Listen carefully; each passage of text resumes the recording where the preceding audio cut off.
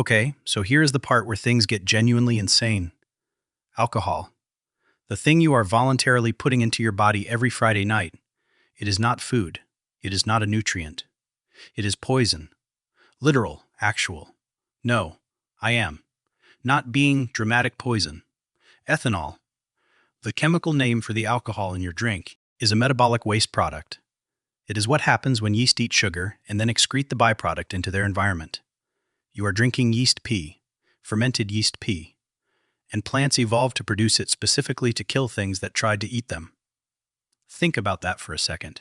Rotting fruit ferments. Sugars break down. Microorganisms throw a party. And the result is a liquid that is toxic to most living creatures on Earth. Most mammals that consume ethanol in any significant quantity will experience organ failure, neurological damage, or just straight up die. Horses, poisoned. Dogs. Cats, extremely poisoned. Most primates, also poisoned. So why aren't you dead right now? Because roughly 10 million years ago, one of your ancestors, let's call him Bob, had the single luckiest genetic mutation in the history of happy hours. Bob lived in what is now East Africa, and Bob had a problem, a big one. The climate was changing. The forests were shrinking. The trees that used to provide fresh fruit year-round were disappearing, and Bob's family was starving. Fresh fruit was getting harder and harder to find. But you know what wasn't hard to find? Fruit on the ground? Overripe fruit. Squishy, fermenting, alcohol, soaked fruit that had been rotting in the sun for days. Most animals looked at this fruit and instinctively knew, that smells wrong. That is going to kill me. And they were right, for them, it would. But Bob's family was desperate, and desperation makes you do things. Stupid things.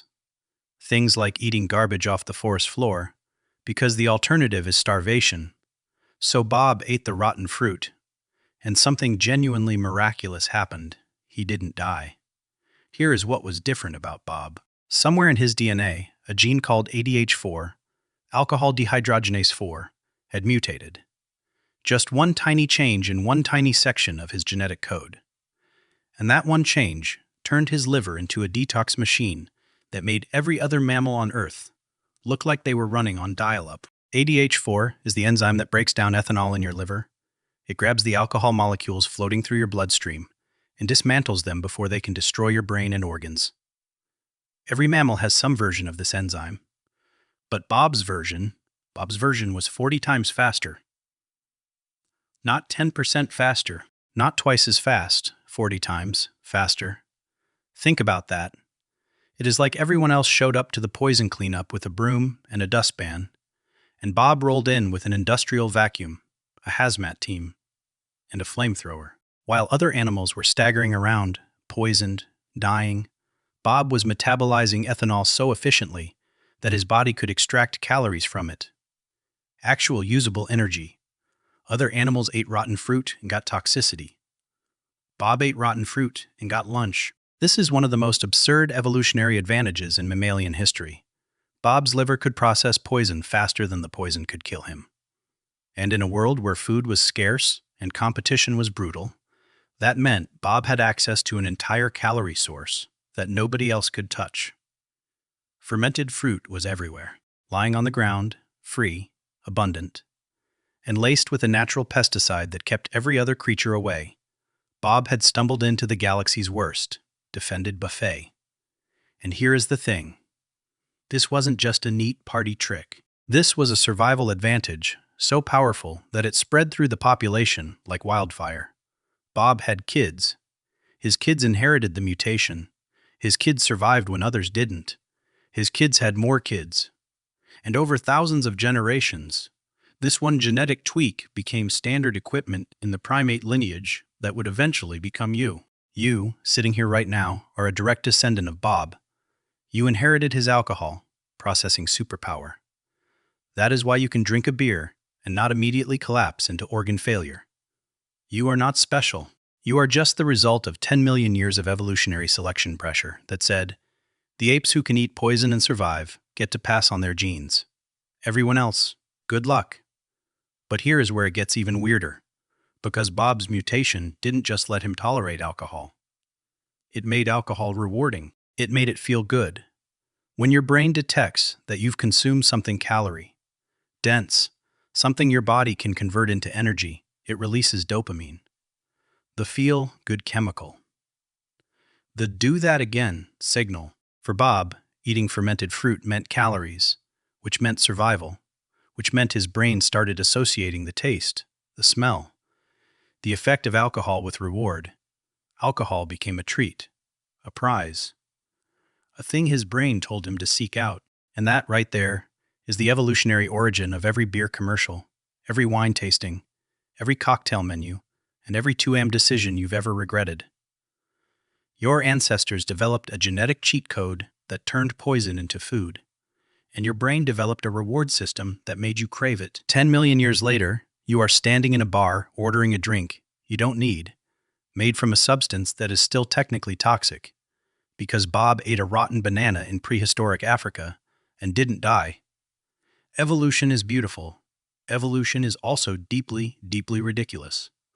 But wait, if alcohol was supposed to be survival food for desperate starving apes, why are we still drinking it 10 million years later when we have Pizza Hut? Seriously, think about that for a second. Bob needed alcohol to survive. You don't.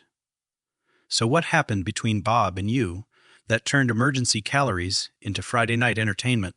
The answer involves ancient Sumerians, Egyptian pharaohs, medieval monks, and one of the most important technological revolutions in human history that almost nobody talks about. The answer involves ancient Sumerians, Egyptian pharaohs, medieval monks, and one of the most important technological revolutions in human history that almost nobody talks about. But first, let's talk about Bob's problem. For millions of years after Bob's mutation, humans could only drink alcohol when they got lucky. You had to find fruit, wait for it to rot, hope it fermented instead of just turning into moldy garbage, and then maybe, if the stars aligned, you got a little tipsy on a Tuesday afternoon in prehistoric Kenya. It was random. It was unreliable. It was the opposite of a business model. But then, around 10,000 years ago, something changed. Humans made one of the most baffling decisions in the history of our species. They stopped hunting. They stopped gathering. They stopped wandering freely across the landscape doing whatever they wanted. And they settled down. They planted crops. They built permanent homes. They committed to staying in one place, breaking their backs in the dirt, farming. Now, every history textbook you've ever read will tell you the same story. Humans discovered agriculture so they could grow wheat and make bread. Bread was the foundation of civilization. Bread fed the masses. Bread made cities possible. Bread, bread, bread. Here is the thing. That story is probably wrong. In the last 20 years, archaeologists have started seriously reconsidering why humans actually bothered with agriculture in the first place. Because, let's be honest, farming is terrible. It is backbreaking labor. It is risky. One bad season, and your entire food supply disappears. Hunter-gatherers worked fewer hours, ate more diverse diets, and were generally healthier than early farmers. Early farmers had worse teeth, shorter lifespans, and more disease. So why did they do it? Why would anyone voluntarily trade a life of freedom and variety for endless repetitive manual labor in a field? The answer, according to a growing number of researchers, is beer, not bread, beer. This is called the beer before bread hypothesis, and it goes like this. Humans didn't settle down to grow wheat so they could bake loaves of bread. They settled down to grow wheat so they could brew beer. Bread was just a side effect, a bonus product, the thing you made with the leftovers. But beer was the point. Think about it. If you are a nomadic hunter-gatherer and you stumble across some wild wheat, you can just eat it, toast it over a fire, grind it into paste. Done. You don't need to stay there. You don't need to build a village. You don't need to spend 6 months planting, watering, weeding, and harvesting. But if you want beer, if you want consistent, reliable, on-demand alcohol, you need agriculture. You need large quantities of grain. You need storage. You need water. You need containers. You need time. You need to stay in one place. And the archaeological evidence is starting to back this up. At Göbekli Tepe in modern-day Turkey, one of the oldest known human-built structures on Earth, dating back roughly 11,000 years. Archaeologists have found massive stone brewing vats. Not granaries, not ovens, brewing vats. These people built a temple and then immediately built the infrastructure to produce alcohol in industrial quantities. Priorities: the oldest known recipe in human history, written on a Sumerian clay tablet around 3,900 years ago, is not for bread. It is for beer. It is called the hymn to Ninkasi. And Ninkasi was the Sumerian goddess of beer, not the goddess of grain, not the goddess of bread. Beer. The Sumerians loved beer so much they assigned it a deity and wrote worship songs that doubled as brewing instructions. Honestly, respect. But here is the part that really matters. In the ancient world, beer wasn't just a fun drink you had at parties. It was survival technology, because ancient cities had a massive, deadly problem that almost nobody today thinks about. Water. Not the lack of water. The danger of water. When humans started living in large permanent settlements, they created the perfect conditions for waterborne disease. Thousands of people living in close proximity. No sewage systems, no water treatment, no understanding of germ theory. Rivers and wells became contaminated with bacteria, parasites, and human waste. Drinking water in an ancient city was basically playing Russian roulette with cholera, dysentery, and typhoid. You could die from a glass of water, and people did, constantly. But beer was safe. Here is why. To make beer, you have to boil water. Boiling kills bacteria. Boiling kills parasites. And then, after fermentation, the alcohol itself acts as a preservative and an additional antimicrobial agent. Low alcohol beer, the kind ancient people drank daily, wasn't strong enough to get you drunk, but it was strong enough to keep you alive. Think about how desperate this situation is. Ancient humans were presented with two options. Option A: drink the water, contract cholera, and experience a violent, agonizing death. Option B: drink yeast pee, which is technically a liver-destroying pesticide. But hey, at least it won't kill you by tomorrow morning. Humans chose option B. They chose to dose on poison every single day just to survive the water. In ancient Mesopotamia, in Egypt, in medieval Europe, beer wasn't recreational. It was the only reliably safe thing to drink. Every morning you woke up and voluntarily consumed a toxic substance because the alternative was worse. This is not a lifestyle choice. This is damage control. The workers who built the pyramids in Egypt, they weren't paid in money, they were paid in beer. According to records, pyramid workers received a daily ration of around 4 to 5 liters of beer. Not as a treat, as compensation. As hydration, beer was their water, beer was their salary, beer was infrastructure. The Great Pyramid of Giza, one of the most iconic structures in human history, was built by people who were contractually entitled to several liters of poison. Per Dalton Y, just so they wouldn't die of dehydration or waterborne illness. They weren't drunk. They were employed and strategically poisoned. Medieval monks didn't brew beer because they were party animals. They brewed beer because they needed clean drinking water, and beer was the only way to guarantee it. During fasting periods, monks weren't allowed to eat solid food. But beer was classified as liquid bread, which meant they could drink it. Some monks consumed several liters of strong beer daily during Lent, while technically following the rules of their fast. This is not a loophole. This is engineering. Wholly calculated, self-poisoning engineering. So, let's recap. Bob's genetic mutation gave humans the ability to process alcohol without dying. But agriculture gave humans the ability to produce alcohol whenever they wanted. And that changed everything. Because once you can brew beer on demand, alcohol stops being a rare survival food you stumble across in the forest. It becomes a tool, a currency, a social bonding mechanism, a religious offering, a daily staple. Beer didn't just shape human civilization. Beer might be the reason human civilization exists in the first place. Humans built cities. Humans invented writing. Humans created art, religion, and government. And they did all of it while mildly poisoning themselves every single day just to stay hydrated. But here's the question that should be sitting in the back of your mind. If we only started brewing beer to survive dirty water, why didn't we stop drinking it the moment we invented water filters? Why is this toxic substance still the center of our entire social lives? Why do we still voluntarily consume poison every Friday night when we have Netflix, pizza delivery, and bottled water that won't kill us?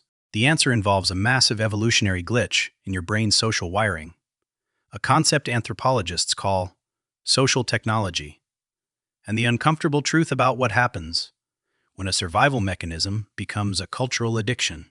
Okay, so we've established that beer was essential for survival. It kept you hydrated, it kept you alive, it kept civilizations running. But there is another reason humans became obsessed with alcohol.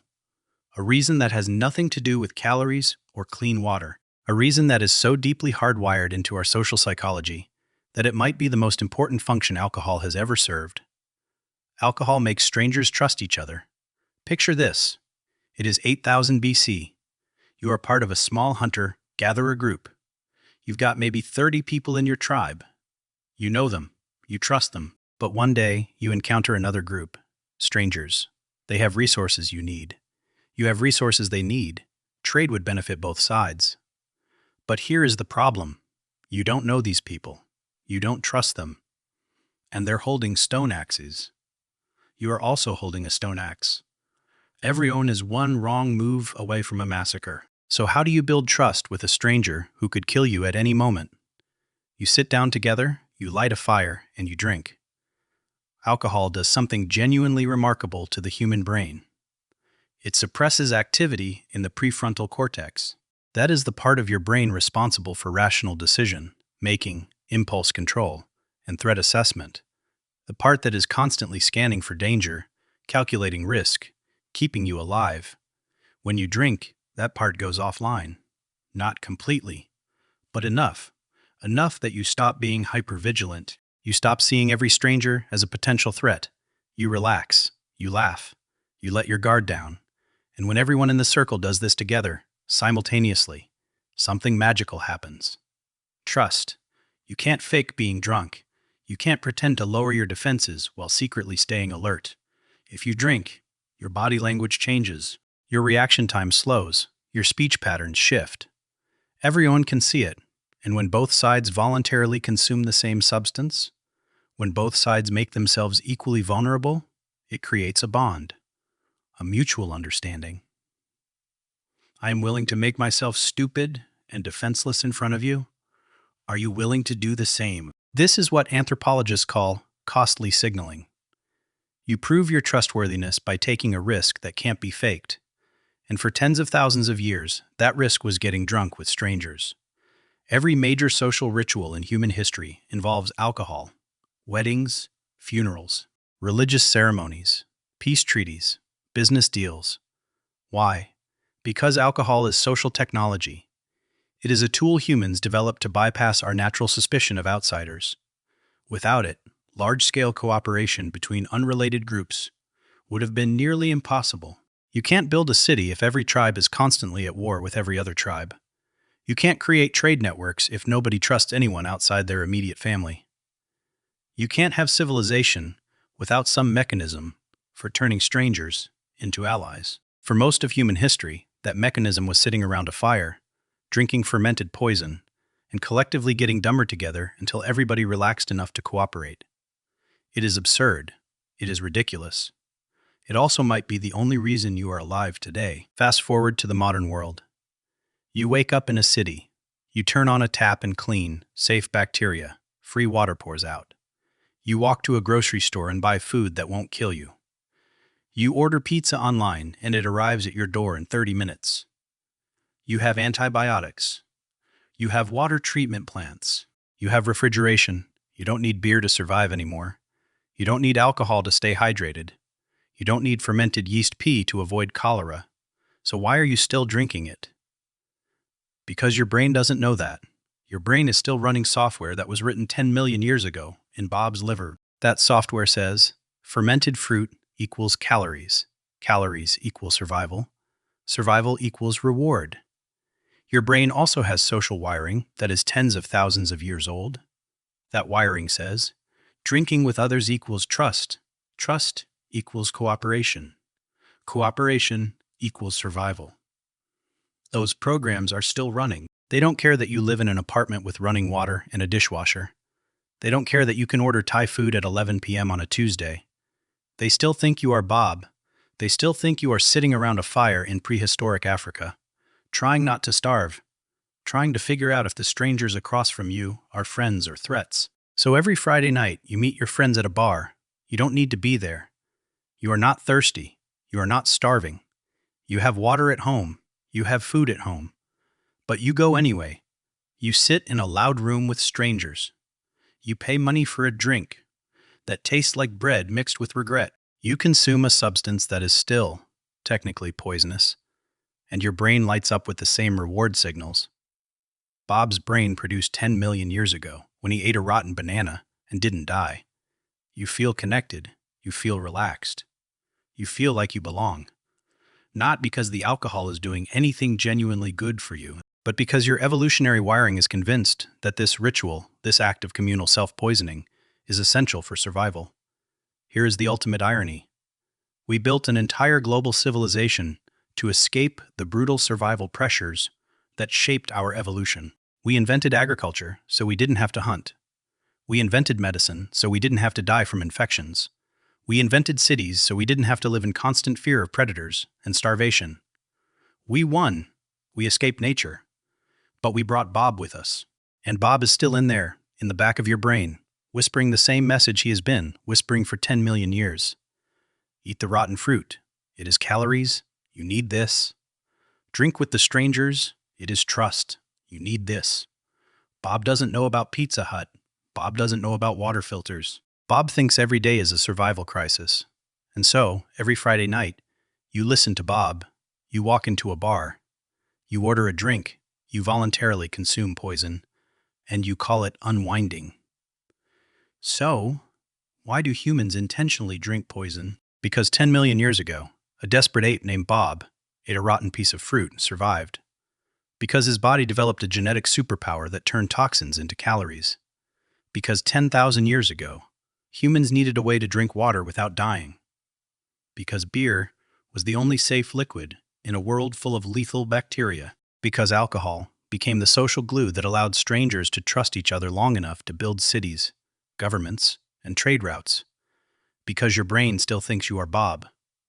And Bob never learned to relax. Every time you take a sip of beer, wine, or liquor, you are participating in a ritual that predates writing, predates agriculture, predates every civilization you've ever heard of. You are doing what your ancestors did around fires in the African savanna. You are doing what Sumerian workers did after a long day building temples. You are doing what Egyptian laborers did while constructing the pyramids. You are doing what medieval monks did to survive Lent without starving. The drink has changed. The context has changed. But the behavior is exactly the same. You are a biological machine running ancient code in a modern world. And that code says, poison equals survival. Poison equals connection. Poison equals reward. It is wrong. You don't need alcohol to survive anymore. But your brain doesn't care. Your brain is still trying to keep Bob alive. And Bob, for the record, is doing just fine.